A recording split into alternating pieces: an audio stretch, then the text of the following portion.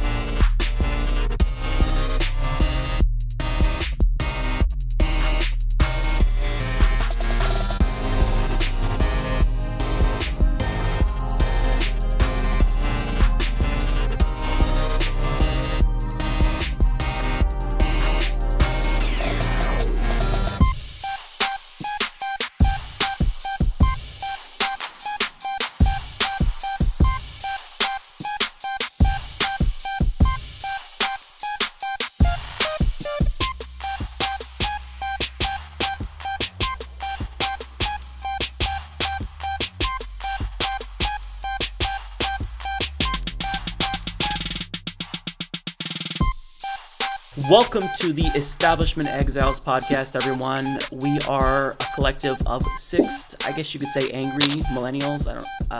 Angsty, whatever you want to use to describe us. We're angry at the political establishment in the United States because we've been fucked over by the political establishment, perhaps more so than any other generation. I mean, when we are older, we don't know if there will be Social Security, if we'll be able to retire, and those are problems we'll only be dealing with if we don't get killed by climate change first. So we're angry, and we're not anti-establishment because it's the cool thing to be right now, because I know that everyone wants to consider themselves anti-establishment, including Mitch McConnell, unsurprisingly, but we're anti-establishment because the political establishment doesn't work whatsoever, and we are basically here to talk shit about the political establishment, both the left and the right, and we're just going to vent our frustration. So my name is Mike Figueredo. Most people know me from the Humanist Report podcast. I also am a contributor for the Huffington Post, but here with me I have Ron Placone. Howdy. I have good to see you, man. Kevin Asani. Good to see you, Kevin. How's it going, man? I have Brittany Sneers. Hi. I have Ashley Hudson. Hey, great to be here. And I also have Elise Anil. Hello. So basically this episode, we don't really have an agenda. We're just going to let you know who we are and, what our goals are for the podcast and kind of what our political interests are. So I'll go ahead and start with Ron Placone. So Ron, Establishment Exile. So basically, if you had to boil down, your interest right now to a couple of issues, what do you think is most important for you, and what's a goal that you have for the podcast? What's a goal that I have for the podcast? Well, first of all, I'll point out here, I am so dedicated to the name of the show that I went ahead a couple weeks ago and got myself pretty much banned from an establishment show, because that's how dedicated I am to the cause. I was like, I'm really committed to this. No, the timing just worked out that way. It wasn't on purpose. But I used to be a regular on a show called The Stephanie Miller Show, where I was I was not the only to the left contributor, but I was among the furthest left of contributors, and I think that my tenure has ended there. I'm pretty sure. I haven't gotten official word, but a couple weeks ago, they edited me saying single payer now into the microphone. That was my sign off, because the entire hour there was a lot of disagreement amidst us.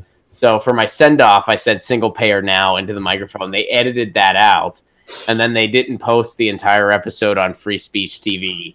And I have not gotten my normal call since. So isn't that ironic that the name of the thing is Free Speech TV, and then they're blocking out certain words that you can say? Yes, and it's also ironic that, the last thing I was saying on a so-called progressive show that I got booted from and edited out of was promoting single-payer healthcare, which, to transition into your actual question, I would say that's one of my main causes right now. I'm a big supporter of Medicare for all, and that's a pretty big issue to me at the moment. Yeah, I think that I would certainly agree with that, and also some other projects that you're doing right now. You're a panelist on the Jimmy Dore Show. You also are co-hosting a podcast, another podcast. What's the name of that? It's called Five Chords and the Truth, and it's about music and politics. I'm a big music fan, big politics fan, so it's kind of marrying those two interests. Nice. Okay, I had you say the name because I knew I was probably going to fuck it up, but I like that. I like that you kind of marry two different ideas together. And a quick plug, the Jimmy Dore Show is coming to Portland, the Alberta Rose Theater. I'm going to be there with Ron. You're going to be there? Yep. Yeah, man. We're going to be doing a panel. It's a fun show, man. You're going to have a blast. I'm really excited. Tickets are going fast. If there's any Portland folks listening, get your tickets now because they are going fast. Yeah, it's going to be fun. I'm probably going to do a terrible job, and You're going to be great. I'll fall down on the stage, but you know what? It's going to be so much fun. Who cares, right? All right, so moving on now, we have Elise Anil. So, Elise, you are the host of No Bullshit on YouTube. I once called you the female equivalent of Jon Stewart. This was a while ago. I'm honored. And I just think that you crush it. You're a journalist you're diving really deep into these issues. You've educated me on a bunch, like the trash issue. I believe it was in Lebanon. That was one of my favorite videos from you. And you wouldn't think that something like that would be so informative, but I mean, you're just an excellent journalist. So tell us a little bit about yourself, what you're doing, what you care about. Oh, thanks, Mike. Coming from you, it means a lot. But trash, nobody that you mentioned trash. I was living in Beirut for a little bit in Lebanon, and coincidentally, the time that I was there was the middle of what the media was calling the garbage revolution. So there was this huge trash crisis, meaning like it's basically a public breakdown of the government. So they weren't able to collect the trash. And then obviously with trash comes a number of other issues, namely public health issues. And when it rains and the trash is getting on the streets, and that leads to diseases, and people were just getting fed up. And I ended up arriving, I think, a week before this huge protest broke out because of trash, garbage. So my interests tend to be a little bit more international. I've kind of lived a little bit everywhere. I'm originally from Brazil, which is possibly one of the most, like, if you guys, I'm hearing like exactly how I feel about the establishment and the political system in the US. It's because you guys haven't been to Brazil. Like, this is nothing. Okay. I mean, we have our own version of Donald Trump who's coming up. His name is Jair Bolsonaro. He was actually in the US giving speeches recently. We have like 3/4 of our Congress is under corruption investigation. Our Speaker of the House is in jail. Like, this is nothing. So, so for me, I mean, it's funny to have that perspective, especially from a developing country where corruption is rampant and just pretty accepted and a normative part of the culture. So that's kind of the comparative, framework that I come from. And, but Ron talked about Medicare for all, and that's definitely my jam as well. And that's one of the things that I'm currently working on. I spent the past 5 months in Brazil, in Rio. And, maybe this resonates with you guys, maybe not, but I get really drained from talking about problems and all the fucked up shit that's happening in the world. And there's a lot. So then I thought, maybe I should also start talking about solutions, right? Like what's working, what's not working, what can America learn from other countries, especially. And I somehow, you look at Brazil and it's so dysfunctional, but there are some really amazing aspects of it. And one of them that I'm making currently a short documentary about is its HIV/AIDS treatment system. So in the US, if you have HIV, you pay about $3,000 a month on medication if you don't have insurance. And in Brazil, you pay nothing, right? And it has one of the best programs in the world, and it's a model for other countries. And it's a developing country. And the reason why is because Brazil decided to take on pharmaceutical companies in the late 90s, early 2000s, and basically said, you know, fuck you. If you don't lower the price of these drugs, it was $12,000 a year. And we're just going to break medical patents because there are people dying. And we don't care if you're going to make, you know, if your profits are at stake, because there are lives at stake. So I thought that this was a really beautiful example. And pharmaceutical companies ended up lowering prices by like 70%. AIDS deaths were halved. 80% of hospitalizations went down. So I thought it was a really beautiful example of what can happen when a country does have the political will and is willing to take on a lot of very powerful forces, which Brazil did at the time. And it went up against the US, it went up against Big Pharma, it went up against very powerful interests, because society united in this concept of lives before profit. So that's my current jam at the moment. That's amazing. That I'm focusing on. And I love the international perspective that you bring, because one of the biggest things that I hear, at least on my podcast from commenters, is that, you know, why don't you talk about, you know, the UK? Why don't you talk about Brazil more often? And I think it's really difficult unless you have been there unless you're living there.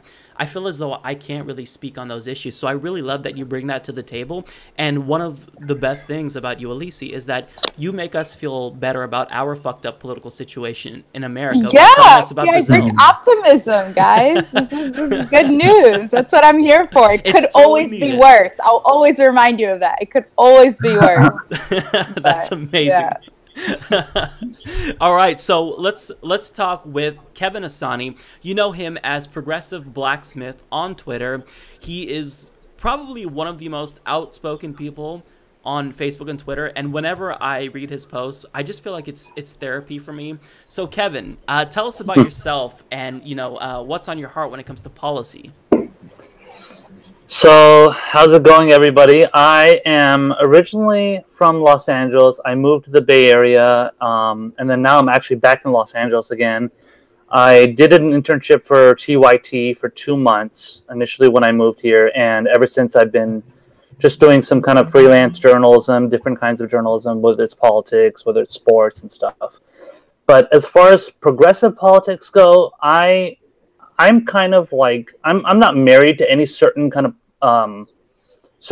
like policy, I guess. I think the most important thing out there is corruption of money in politics. And I think that's the root of all evil as far as politics goes. And I think a lot of times we kind of, like, I just don't think that's a real major issue for a lot of people out there. They don't realize that that's the cancer. And you know, it's something that needs to be focused on a hell of a lot more, and that's why I dislike Hillary so much, because I know she's so narcissistic in what she does in all her tactics, but she still pretends like she's like this kind of savior that has to do everything for everybody and kind of like be there for everybody. But in reality, we know she's not really doing that. So I voice a lot of that frustration on Twitter, and I am very outspoken about it. And I've gotten blocked by all different kinds of people, and most of the time I don't even know the people who they are. So that's the funniest part. And I'm sure all of you, exactly. I'm sure all of you have dealt with that. So you're a natural exilee. Yeah, you're exactly. used to being exiled. This is perfect for you. I know, and I just like trolling like all these idiots on Twitter. Like I get enjoyment out of that, and I'm just more of a writer. Like I like doing things more in a literal sense rather than talking on screen, but I'm trying to get more used to being on camera and stuff. So that's something I definitely want to take advantage of. Sure, absolutely. Now, we also have with us here Brittany Sneers, as you all know her on Twitter. Also someone who's very outspoken, who Kevin actually put me onto your tweets. immediately followed you because everything you have to say is on point, and you're never going to agree with someone on 100% of the issues, but so far everything that I see from you is phenomenal, Brittany. So why don't you tell us about yourself, what you do, what your current projects are, and what policy issues you really care about? Thank you. I get blocked a lot too. Probably probably more than anybody else. Because I am actually really outspoken. I don't have that much going on. I do. I'm the public relations director for the Institute for Progressive Memetics. I don't know. You may have seen them. We're gaining momentum. It's becoming a thing. But there are a lot of issues I actually really care about, and you'll see me tweet about them. And sometimes I get kind of angry, and I'll go on a rant about it. Some of them are single payer is one that I feel really strongly about. I also feel really strongly about Black Lives Matter, and just white supremacy as a whole. It's kind of like this thing. I feel like I know. Kevin said that money in politics, he thinks, is the root of everything. And I kind of feel like white supremacy is. So that's kind of what drives a lot of my tweets. And sometimes I'll come across something and it'll just fucking make me mad, right? Yeah. Set you off. You can tell. You can tell. And I'll get, I don't know. I get angry on Twitter a lot. Who is it that said that you say fuck a lot? Is it you, Brittany, that said that on your Twitter bio you say fuck a lot, or is that Ashley? No, I think it's definitely me. her bio. I think I said it in our message. Oh. Yeah. That's my favorite word. It's my favorite word. It's my favorite word too. We're all gonna be great friends here. Fuck. Okay. And last but not least, of course, is Ashley Hudson. So Ashley is someone who is basically, I find you inspirational because you're running progressive campaigns in a deep red state, which a lot of people would be demoralized and not even try. But I mean, you're going for what a lot of people see as impossible. So can you tell us about yourself and kind of what your current projects are? Sure. So I'm not originally from Alabama. I'm originally from kind of a rural area in Illinois, but I have lived in some urban areas and outside of Chicago as well. But I've been in Alabama now for 4.5 years. So yeah, I don't know I don't want to talk all your ears off, but so like last year, I think it was last year, I kind of lost track of time.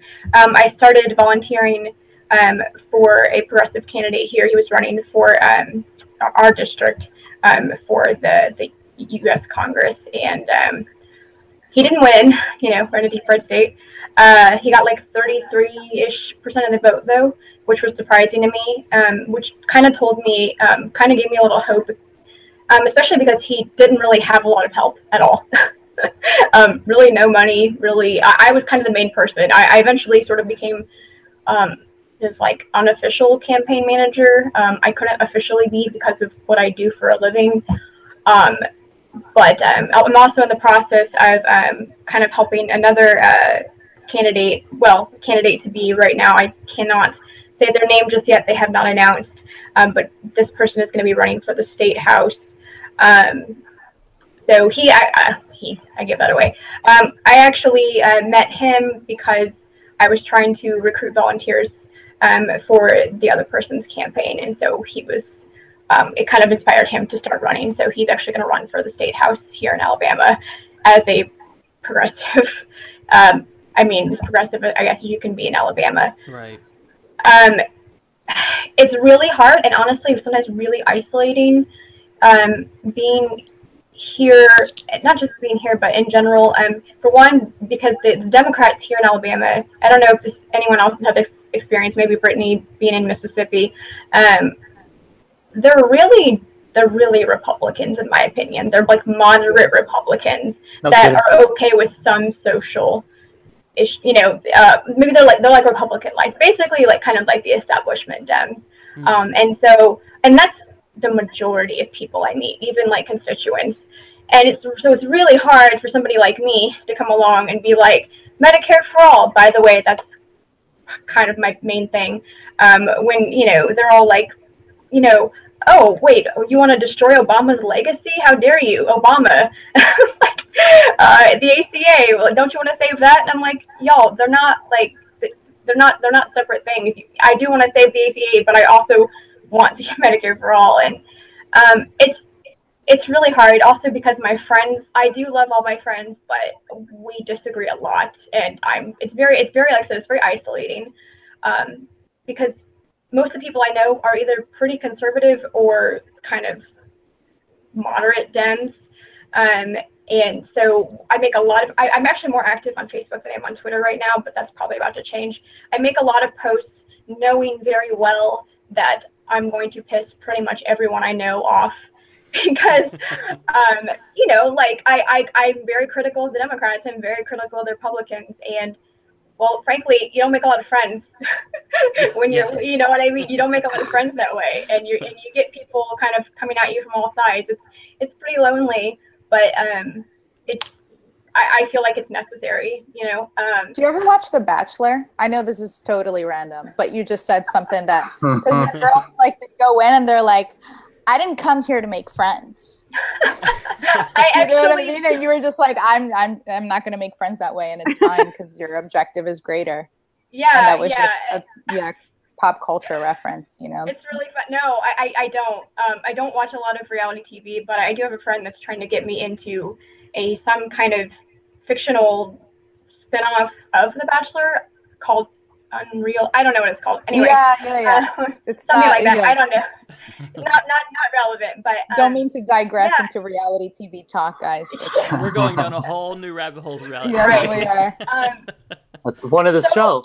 So yeah, don't get me started on Big Brother. Sorry. No, that's fine.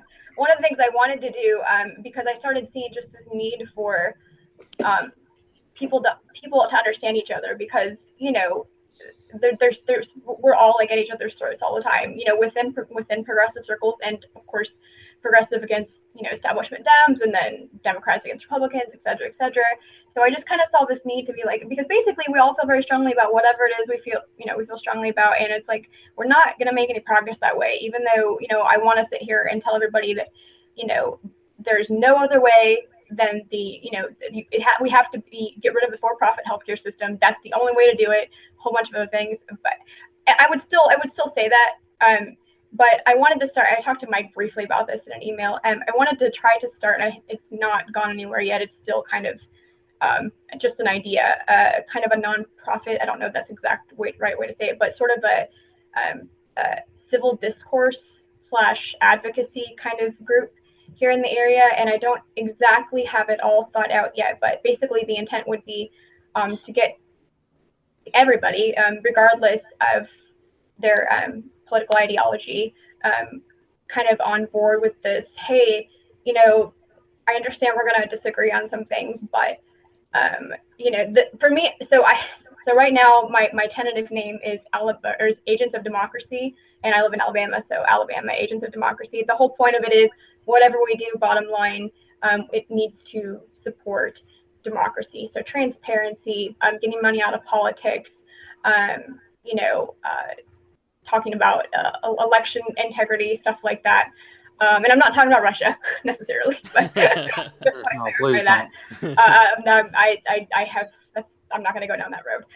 But just in general, just things that support, you know, democracy, because right now it's so broken. And even if we disagree with each other, at the very least, the most basic level, things that should be equal. You know, we should all have the exact same right to vote. There shouldn't be this, you know, disparity based on, you know, a criminal record, et cetera, or this fucking electoral college or goddamn super delegates or all that stuff is bullshit. And you know, the whole point of it is, look, we can disagree, but we need to make sure everyone has an equal voice. You know, one voice, one vote, and that's kind of what I want to do. Obviously, I am pretty biased. I have a lot of very progressive views, but I know that that's going to get in the way of, well, to be frank, progress here. So like I said, I haven't started it yet, but it's something I want to do. I'm talking a lot. So no, that's great, because I think that you probably, out of all of us, you don't have that big of an online presence yet, at least on Twitter. I know on Facebook. Yeah. So it's good for us to really get to know you and kind of get to know each other, because for those of, you know, everyone listening, this is really the first time that we've all been together in one chat. Now, this will probably be pretty rare.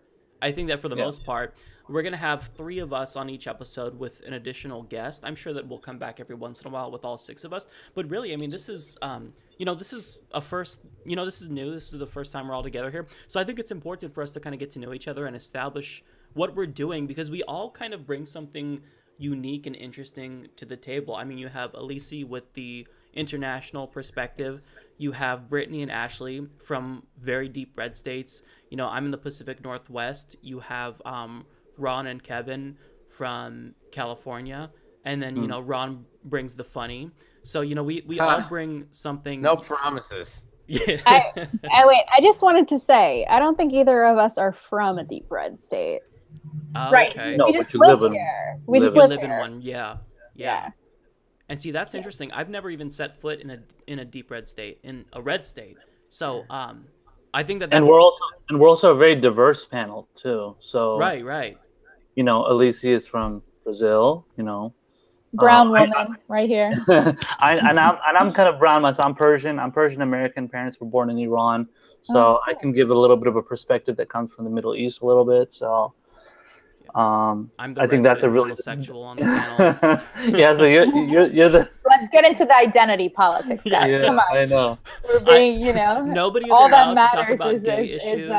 exactly. Except unless they My go through gender, me. I speak for all women of color.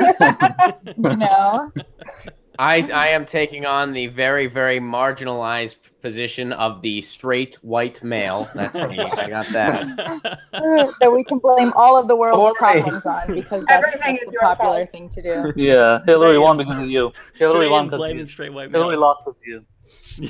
No, I thought I've- Ron was I've a been- Hillary supporter, right? You're gonna fill in as the Hillary supporter. Oh no, please. So Yeah, and go ahead, Ashley.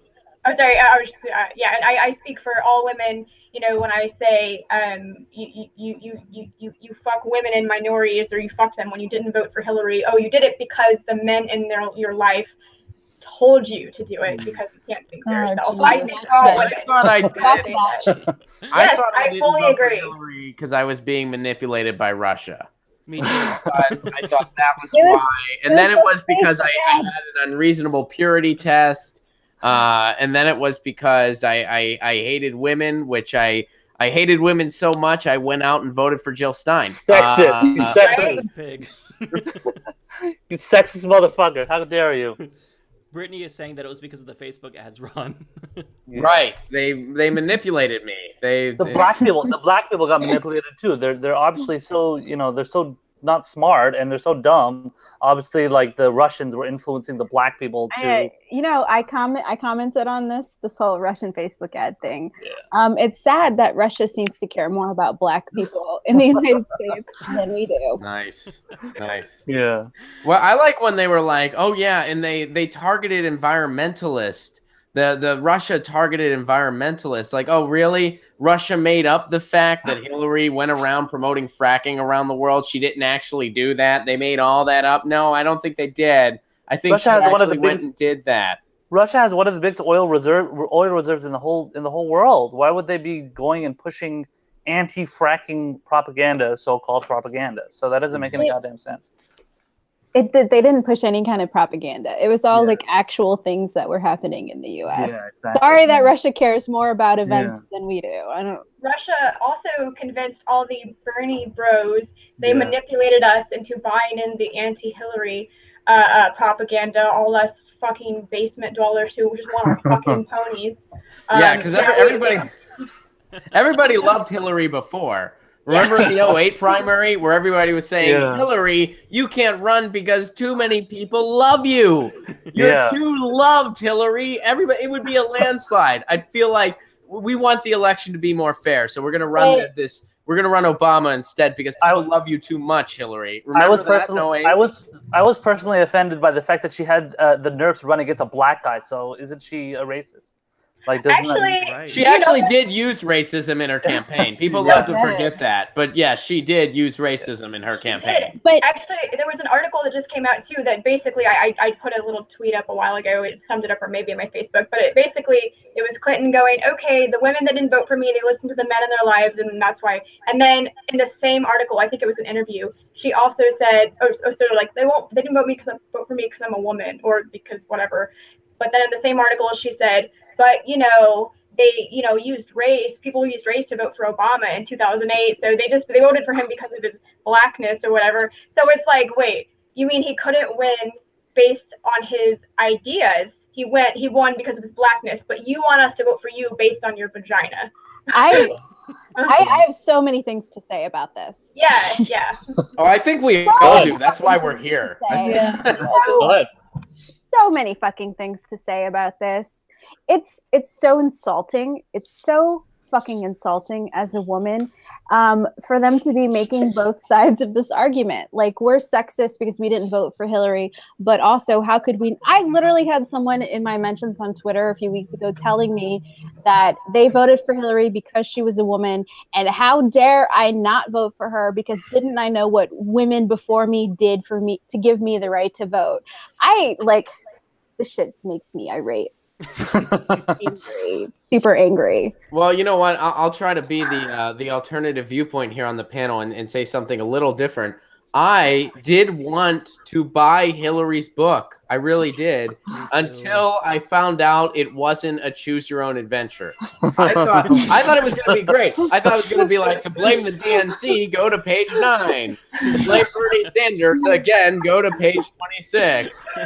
Like, for self-reflection, you got to buy a different fucking book. Wait, can I ask a question? Have any of you actually read the book? I've read excerpts. I've seen all the excerpts from all of the people On that Twitter. I follow. Some of the people I follow actually, because they're very pre-selected. So I was thinking, I mean, I haven't been able to get myself to actually buy the book and read it, just because of my own innate biases that very much reflect what you're all saying. But at the same time, to call all of us out here, because I agree with all of you, can we legitimately comment on on everything, on everything that Hillary Clinton said when we haven't really given her book a chance? She compared healthcare to a pony. Yeah. I think that's I'm with you, girl. I'm with you. But what I'm saying is that, like, I feel like a lot of liberals, they claim they like to think that they're very open-minded. And I can say that, I mean, I went to the DNC and the RNC. I was hired by this media company to cover it. I went to a number of Trump rallies.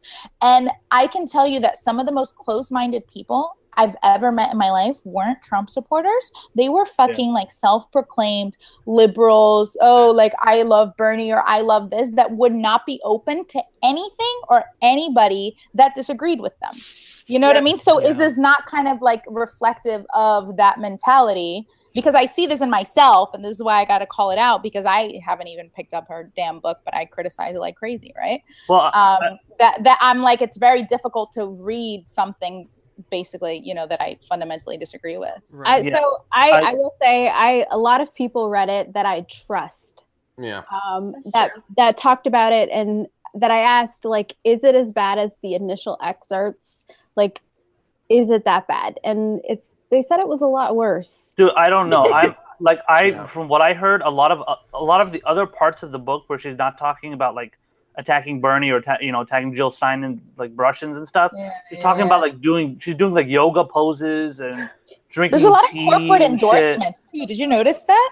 Like, they're talking about, like, when I was eating biscuits, I said that, like, there's just a lot of name dropping, like, labels of like huge corporations. Which she's a corporate. She's a corporate tool. So I mean, that's what she rolls. That's how she rolls. That's how she does her thing. So I mean, Well, she needs to throw those names in there. I want to point out, because I know that Peter Dow is going to have a problem with us criticizing Queen Hillary. The reason why we do tend to criticize Hillary Clinton and why millennials don't like Hillary Clinton in particular is because she's really seen as the quintessential neoliberal. You know, she embodies everything that's wrong with the establishment. So there's nothing, you know, wrong with Hillary Clinton just from a personal perspective. We don't have vendettas because we think she's an evil human being personally, although that's arguable. But I mean, like, it's her policies that are really the problem, you know, for us. She represents everything that's wrong with the Democratic Party and what needs to change. And, you know, not to invoke Peter Dow too much, because I believe I've done that like 3 times now on the podcast.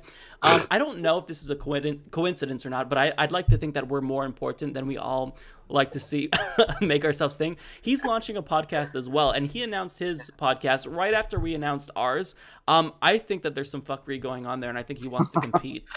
All right. Well, first of all, Michael, I don't think you should be so hard on yourself. You're giving respect where respect is due, okay? Peter Dow has made sore losing into an art form.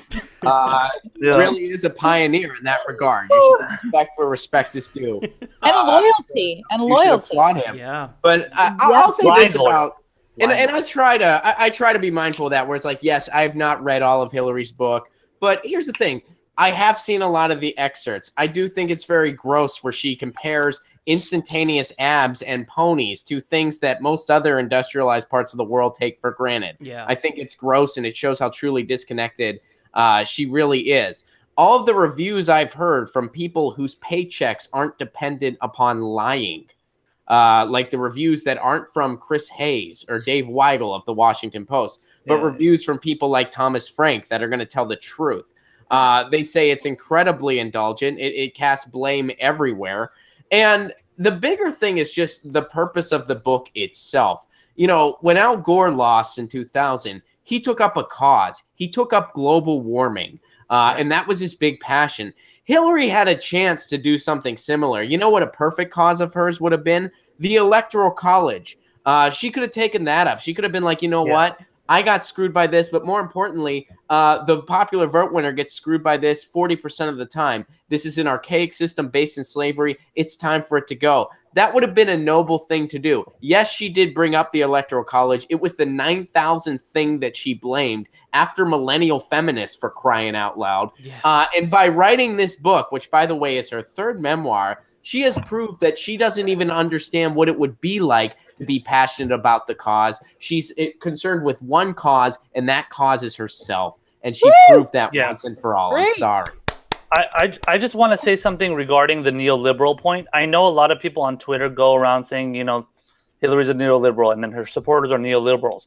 We need to make sure to put forth specific policies that led her to become a neoliberal. So voting for the Iraq War, voting for the Patriot Act, voting for all, you know, going as Secretary of State, pushing, you know, wars in different, you know, Middle Eastern countries. She definitely was in favor of wanting to bomb Iran. She was informed, you know, in favor of all these different things. Nuke Iran, Kevin. She wanted to abolish. She wanted to literally like destroy, abolish. She used some sort of crazy adjective, saying that in response to like, how dare they say, you know, one bad thing about Israel, and then they want, you know, she wants to go and you know, destroy Iran. And these are the things that make her neoliberal, being in favor of the crime bill. Now, people want to say, oh, Bernie was in favor of the crime bill too, but he was also in favor of the crime bill in the sense that it was protecting women from abuse from their partners. So he voted for that bill. And I made a video about that, and I pointed it out on Twitter, on YouTube. And, you know, people should know the truth about why Bernie Sanders was in favor of certain policies that Hillary Clinton was also in favor of.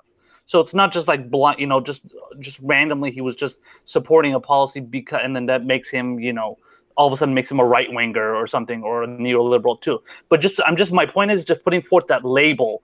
They love to be called neoliberals because then it like kind of stokes our ire, so they know it gets under our skin for them to say they're neoliberals or they're corporate Democrats. But if we specifically put forth policy, then they're like they can't respond to the policy, you know? Yeah.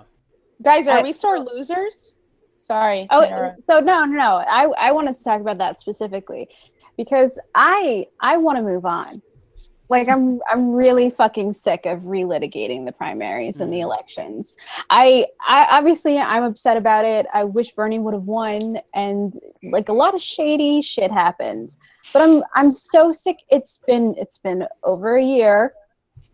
I wish we could stop talking about it.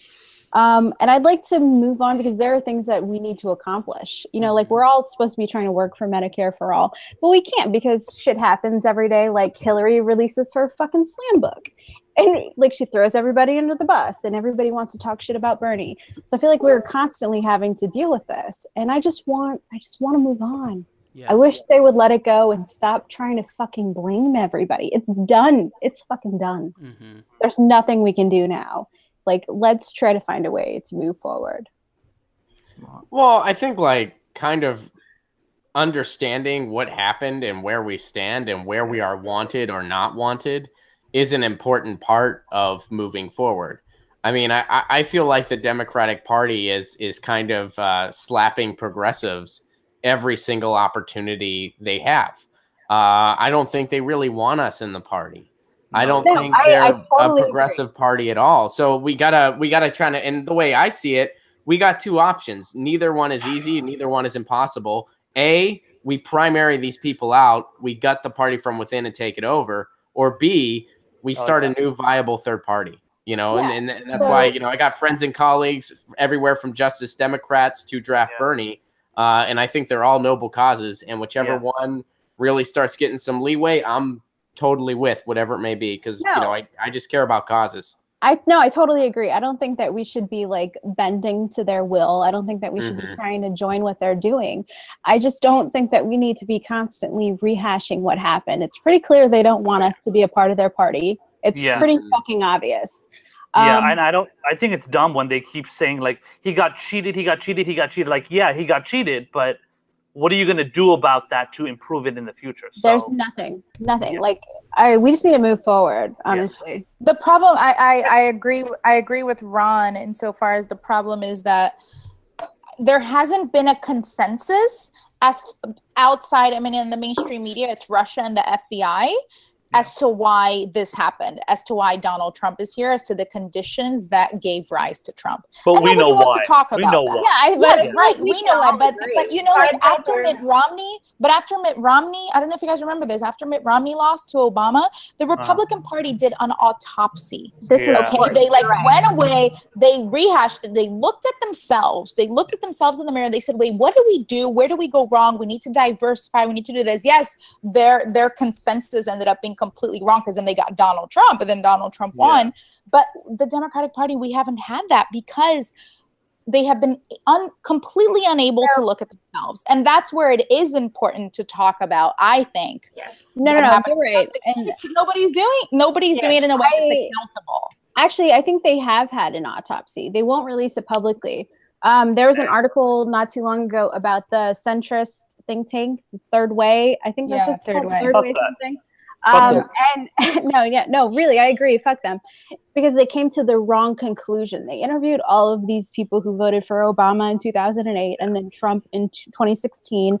And the conclusion that they basically came to was the party needs to move right, which is the exact wrong conclusion we should have come to. Fucking A. So I'm not saying, like, I totally agree. They should have had an earnest, sincere autopsy. Because what they had wasn't. They just wanted to reinforce their beliefs. But at this point, I don't have any faith in the party to do any of that. I just don't think they're going to do it. I don't think they're interested in changing. No, they're not. They're not. Yeah, I don't think so. They hate that the donor money is still coming in. It's too good. I mean, the donor money is too good. That's why, I mean, the biggest example that kind of supports this is Medicare for all. Because look, the people that they're grooming for 2020 all came out in support of Medicare for all. Whether it was sincere or not, I kind of doubt it. Like, I have a feeling Kamala Harris isn't telling the truth. I have a feeling Cory Booker isn't telling the truth. No. But they came out for it because they knew anyone that sits in the White House in 2020, if it's going to be a Democrat or they're going to have to support that because the public wants it at this point. That's a good sign, though. That's such it is a good sign. It's probably a head fake, but it's good that they have to have that head fake. I agree. It is a good sign. But the fact that other people still didn't support it, even though they know that to win, they have to, and they still didn't anyway because their donors don't want them to, like Chuck Schumer, like Nancy Pelosi. They couldn't even lie. It proves that winning is just not on the agenda. They don't care. They don't give a shit.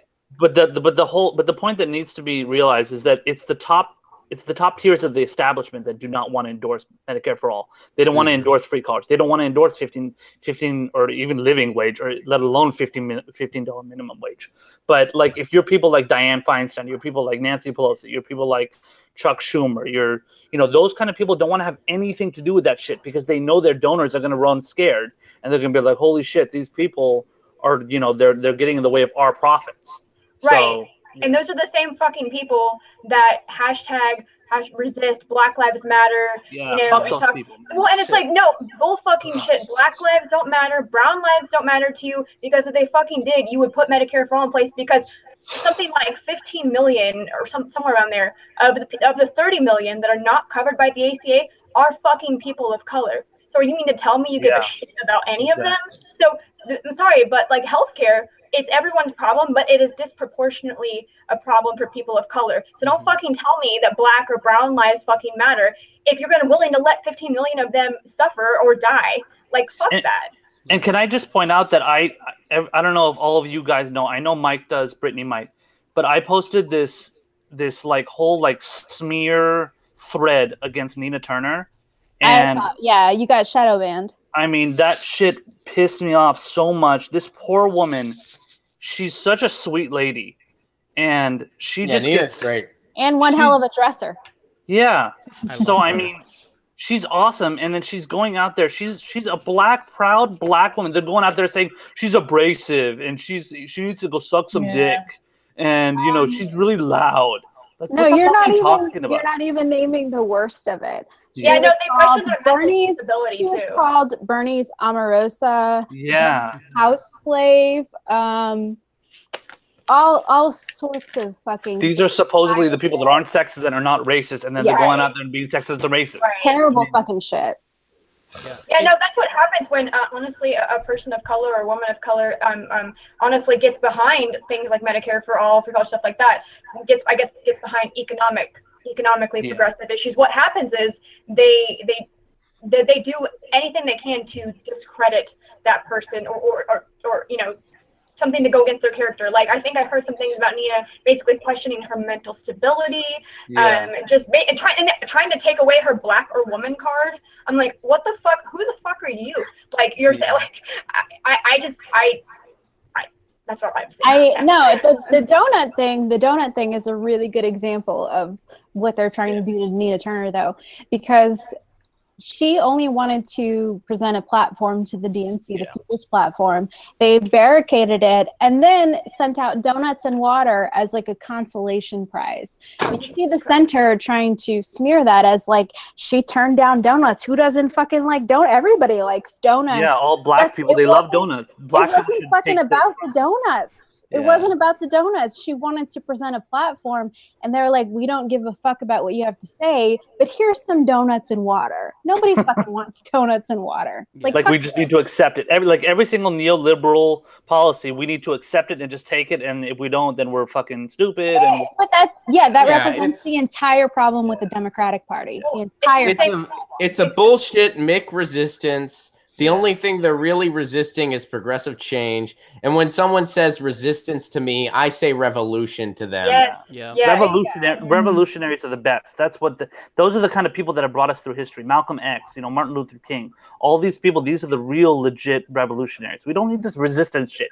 I mean, that doesn't mean anything. That just means you're pushing back. But what are you pushing back with? You're not pushing back with anything. Well, they've co-opted the term resistance, but to them, it doesn't mean what it has traditionally meaned to civil rights figures and whatnot. I mean, you see Neera Tanden, what is her Twitter profile pic? It's resist with the background resist, but they don't resist Donald Trump in the areas where they really need to resist. I mean, when he bombed a Syrian airfield Syria. illegally, Yeah. mind you, they all praised him. I mean, Fareed Zakaria came out and Yeah. said that was the day he became president. I mean, if you're part of the resistance, then what good are you if you're not going to resist the worst fucking aspects of this president? I mean, it makes no sense to me, which is why I like the idea of using the word revolution, because resistance, anytime somebody says resistance or invokes that word, I just think that you're a neoliberal who doesn't actually care about really resisting Donald Trump. Well, because think about what resistance means too. It's not an action word. Resistance literally just means I'm just going to stand here, try to stand here in your way.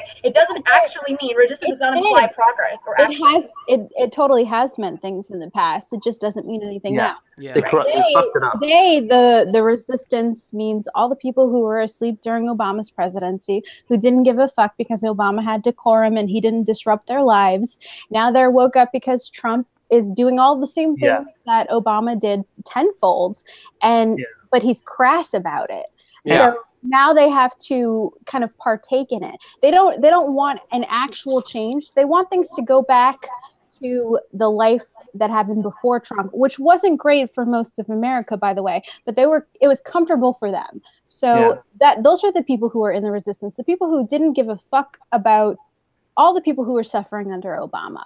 But now Trump has made everything like magnified, and suddenly they wish things would go back to the way it was. When honestly, majority of the country was considered a developing nation. It wasn't great. What I always say is that these kinds of Ashley, you want to go ahead? Oh, go ahead, sorry.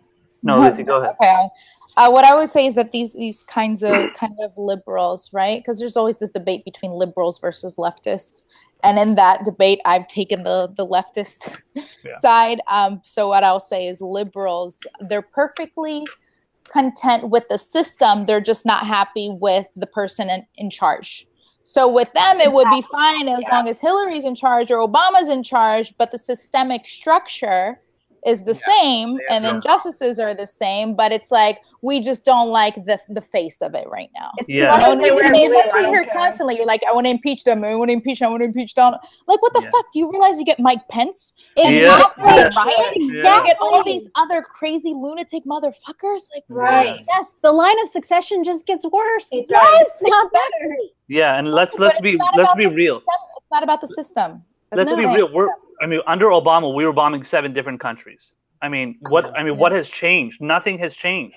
Trump is still doing the same thing now. He's obviously doing a little bit like, he's, still doing his little right-wing things here. Like he's, taking away rights for women, and he's taking away voting rights. He's probably even pushing for more gerrymandering and all this stuff. But it's like the main core of the policies have not changed, because he is the establishment.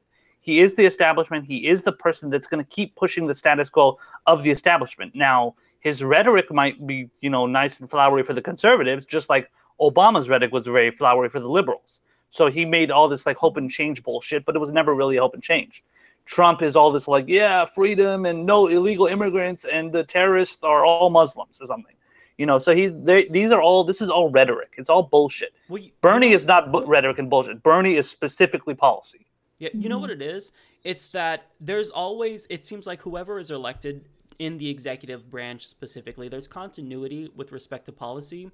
But the thing about Donald Trump is that he puts the ugliest face possible on the same policies that have been fucking us over for decades.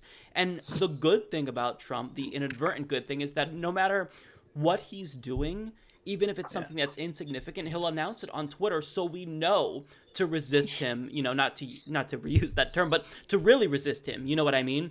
So I think that in some ways, Donald Trump is better for progressives, at least in terms of Republicans, because, if you get Mike Pence, of course, he's worst. But, if there's going to be a Republican, then I think that someone like Donald Trump is beneficial for progressives in terms of us being able to track every single thing that he's doing and every ugly policy that he's doing, and really just being the poster boy for Republicans, because I don't see Donald Trump as that different than the average establishment Republican. He is, everything that he's doing, they agree with all the tax cuts that they want and some Democrats want, they like. So I don't see him as that different. The only thing that makes him worse, I think, is his just obvious mental instability and Bravado. him having his button on the nuclear codes. That's the one thing. But in terms of policy, there's no difference. Donald Trump is the standard Republican. I mean, He's pretty freaking unstable, man. He's can I really say- unstable. But That's can a I little say bit something? scary.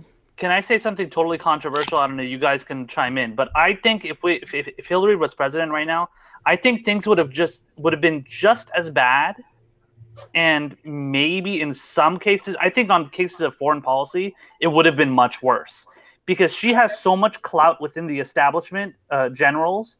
She's so in that cocktail circuit of like all these generals, and like she's super cool with Benjamin Netanyahu. She loves all these neocons. Like Trump doesn't have this kind of clout with these people, so she could easily, if she were president, she could have gone in and said, yeah, you know what, Rouhani, Hassan Rouhani in Iran, I don't know about him. They're still testing all these nukes, and then in North Korea, that guy's really crazy, and like it just seems like she has a lot of swaying power within those people.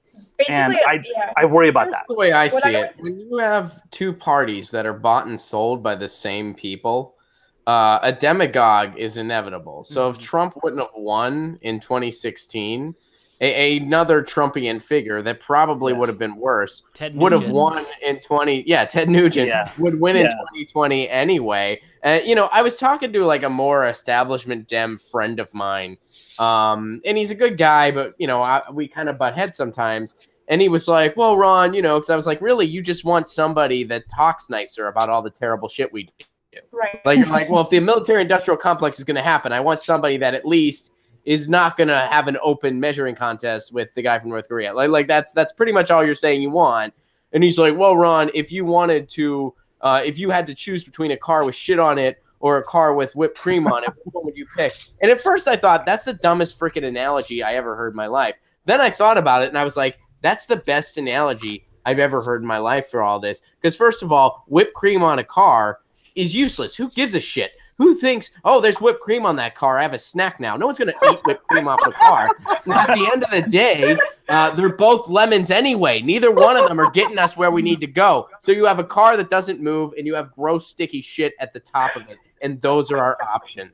That's not good at all. You're right.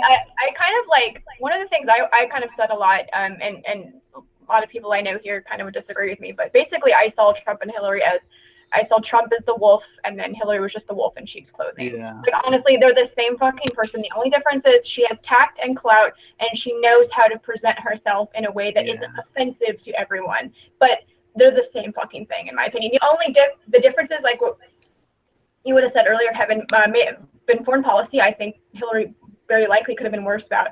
The only maybe possibly better thing maybe is that, there wouldn't be maybe such a huge push to get rid of the ACA. But then again, maybe there would, because if Congress is filled with Republicans, I mean, they're still gonna push it. Dude, and honestly, if she was there with the ACA, there may not be this big push for Medicare for all either. So that's literally about the only, if you want to be positive.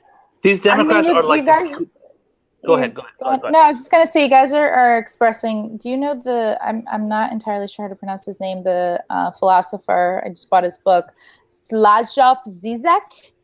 You know him? No. He's a pretty celebrity philosopher guy. And basically he said right before the elections, he said, I hope Trump wins. And this is a leftist, right? Wow. And he said, because Bernie, bro, America needs to wake the fuck up. And if Hillary wins, everybody's going to go to sleep. Like they did under Obama. And what America needs right now, it can't take any more incremental change. It needs radical change. That's along and the same somebody lines like Donald Trump is going to wake everybody up. I do fundamentally disagree with some of the things that you guys have said about it being superficially speaking. I really don't think it would have been worse under Hillary. I think it would have been much better. Systematically speaking, same thing. But of course, would there have been the push for Medicare for all that we're seeing now? Most likely, no. I think we will get Medicare for all at some point.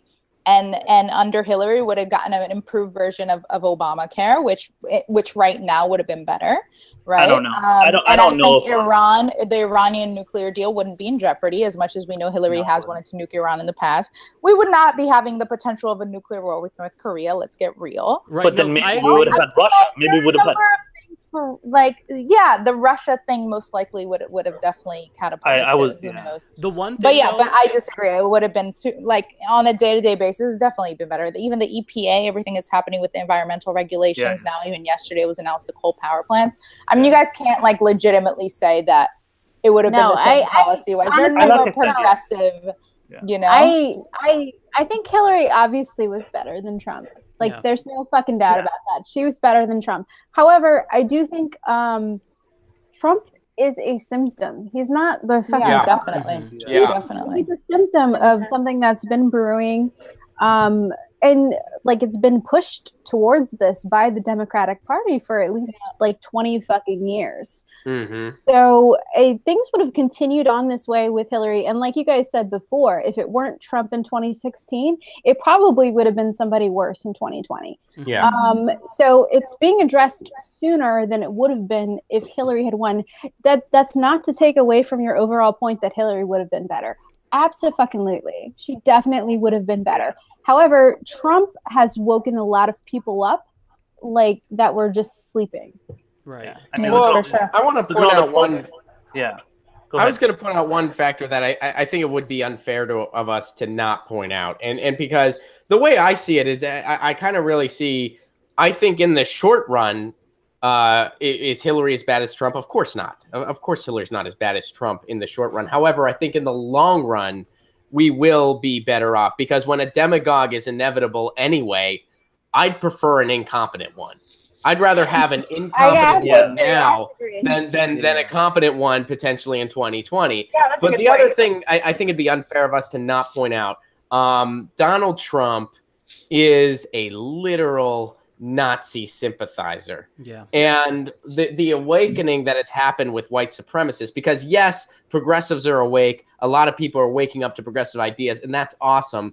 The other side of it that's not awesome, a lot of white supremacists and stuff like that, they feel empowered now because keep in mind, these are inherently cowardly people. Their whole ideology is fear of people that are different than them. They're cowards. So they need a figurehead to empower them. They have one now with Trump. And that's gross, and that's disgusting, and that's one thing I think it's unfair for us to not point that out. But no, wait. I have a lot to say about this because I feel pretty strongly about this system of white supremacy as a whole. Hillary totally held up the system that was founded in white supremacy. And so did all of her followers. She did. Donald Trump might have emboldened them to be louder about it, but she perpetuated it and enabled it also. Yeah. And I really think it's unfair to kind of take that away from her. Maybe they wouldn't have been as when you say that? So the system, this whole Black Lives Matter thing, it started under Barack Obama, who was our first Black president, but he continued to enable the system that was founded on white supremacy. Hillary would have furthered that. Donald Trump absolutely does. He totally does, and he's outspoken about it. But I don't think Hillary would have. I think it would have resulted in the same thing. It just would have been quieter. Yeah, I don't think she would have done anything on Black Lives Matter. I don't think she would have ignored them just like pretty much she's Obama. The one that kicks them out at her rallies and shoots them away. She was. Yeah. Bernie actually wanted them to speak at his rallies, and he was allowing it. No, he let them take over the podium. And at the time, I had mixed feelings, but I was like, no, I think that says a lot about him because he's like, well, I mean, I want to give voice to the people, and that's what I'm doing. So I'm going back to what Elise. Oh, go ahead, Ron. Well, I was just going to say to Brittany's point, because, I mean, that is a good point. And, I mean, another thing that Hillary exploded the prison population, or she sat passively by while her husband did it. So, I certainly see that point. It's just, again, the worst among us are empowered by a Donald Trump. They see him as an empowering figure. Absolutely. You're right. Literally sympathetic to their cause. Right. And we've never seen that in a president in my lifetime. I don't think in any of our lifetimes where we've literally seen that. What I wanted to kind of go back to what Elise was saying about, circumstances under Hillary Clinton versus Donald Trump. I think that I kind of am in the middle road between Elise and everyone else because I think you both have really interesting points. So when it comes to Hillary Clinton and the Iran deal and the Paris Climate Agreement, these are all things that undoubtedly would still be in place, of course. But the difference is that they would still go the way of the dodo anyway once we get another Republican. However, the main thing that I can say, if you really want to say what would be different under Hillary Clinton versus Donald Trump, is the Supreme Court. That's the one argument that I think the neoliberals did have against us that had legs. So that's the one thing that will affect us for generations. And I didn't vote for Hillary Clinton. I voted for Jill Stein. But out of everything, I mean, the Paris Climate Agreement, you know, when a Democrat comes back into office, of course, he or she would re-sign that deal, you know, and I think they would try to pursue diplomacy with Iran. But the Supreme Court, that's one thing that you can't change. Yeah. And that, honestly, is the one area where I do agree with everyone else in terms of the people who said you have to vote for Hillary Clinton. But at the same time, there also has to be blame on the Supreme Court justices themselves. Ruth Bader Ginsburg, I love her to death, but she was really cocky, and she chose not to retire under Obama because she thought that Hillary Clinton would probably be the next president. And of course, I'm speculating. But, I mean, that's the one area where you do have to be mindful in terms of, you know, the true difference between Hillary Clinton and Donald Trump. I feel like I have to say something about this, because you're right. That is one argument that they have. However, the onus is still on the candidate to earn the votes. And if that was such an important thing for the Democratic Party, you would think that they would have made a better argument for voting for Hillary Clinton other than I'm a woman and there's not him. They gambled with all of our lives, basically. And I don't want to imply that I'm blaming all of us or anyone who didn't vote for Hillary Clinton. Absolutely. They all gambled with our lives. They gambled with the lives of people of color, of the LGBT community, of women, because they're the ones that elevated him with Pied Piper. Nobody talks about that. Thank you. Yes. They're the ones that put him there. They weren't gambling with their own chips. They were gambling with all of ours. And no one talks about that. And it's so fucking frustrating. Yeah, well, and Mike, we had everything to lose. Mike, I just wanted to point out that, remember, right before Obama left office, he was going to put a centrist in the Supreme Court. Merrick Garland, right. Yeah, so he was going to put Merrick Garland in there, and that was his kind of his tea leaf to the Republicans. He's like, hey, you know, here's the nice guy. He's a centrist.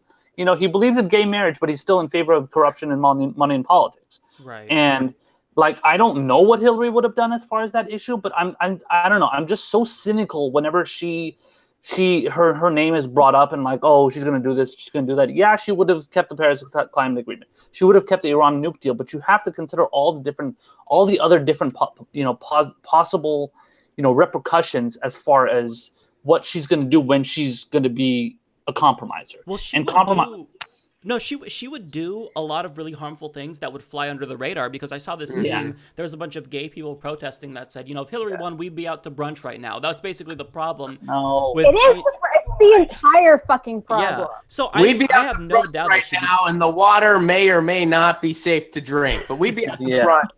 Yeah, right. I have no doubt that she would do a lot of things that are harmful. When you compare Merrick Garland, I do still think that Merrick Garland, even though I hate him, he's preferable to someone like Neil Gorsuch. But absolutely, the thing about this, don't fall for that though. Don't fall for that shit, because that shit is gonna lead us to a point of just keep giving into things. Oh no, wait. When people point out the Supreme Court thing, can we take a moment and point out that Barack Obama, towards the end of his term, instead of fighting for a pick that was rightfully his, he was just cheering on the TPP the whole time? Yeah. Right. Why doesn't anyone ever point out that part? I mean, I feel like I point because nobody knows what the TPP is. That's why people are idiots. Toilet paper. I feel like the biggest problem with the Democratic Party, that's been the problem for at least 20 years, is you don't start a negotiation from a position of compromise. Yeah. And that's all I agree. That's all they fucking have done, is started from a position of compromise. And when you start from a position that you're willing to go with, you get so much less than you want. It's like business fucking 101. That's the art of the deal, baby. Donald Trump has been saying that forever. Yeah, you fucking shoot for the moon and you get what you're willing to settle for. You don't fucking start with what you're willing to what? Have you read Donald Trump's jet example from The Art of the Deal? He says there's a $10 billion jet. You know what a good negotiator does? I'll offer him $1 billion. And then he'll be like, wait, what are you talking about? And then the next number will be 5 billion. Then I'll be like, no, 3. But he's always, like that's basic negotiation. You're right. And I love how I'm using Trump as an example, but yeah, I've never best negotiator in the world, guys. Come on. You gotta learn. It's a thing, yeah. And he's brought those negotiating skills to the presidency. He went to Mexico and he was like, "You're paying for the wall," and they were like, "No, we're not." And he was like, "All right, see you later." Negotiator. He kind of shot himself in the foot because some of his base is just like, "Yeah, we're gonna fucking make Mexico pay for it." And now when they're like, "Oh no, I'm just kidding. You're gonna pay for it," they're like, "Wait, what? Wait, more taxes? Yeah. Like what the fuck are you talking about?" So. No, but one thing I wanted to say before we wrapped up, because I feel like we're probably wrapping up pretty soon, is everybody talks about how much better Hillary Clinton would be and she would have been, she absolutely would have been. But I feel like everybody forgets what Bill Clinton did to the party, because he fucking decimated the middle class. Yeah. And if you don't know what I'm talking about, please read Listen Liberal. This is what I tell everybody that I encounter on Twitter. Just read Listen Liberal. He did a fucking number with the 100% like faith and approval from the rest of the Democratic Party. He did that. He did things that Republicans wish they could have fucking accomplished. Yeah. Dude, Obama passed the Bush tax cuts. He made the Bush tax cuts permanent.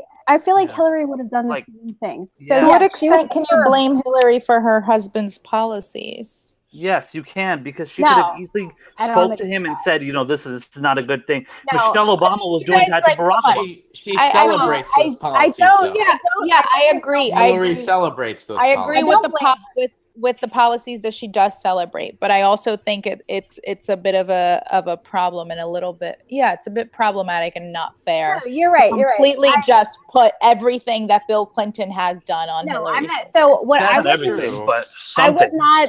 was not trying to put what Bill Clinton did on Hillary at all. I don't blame her for the actions of her husband whatsoever. However, I do think she would have done the same thing. I'm less sympathetic.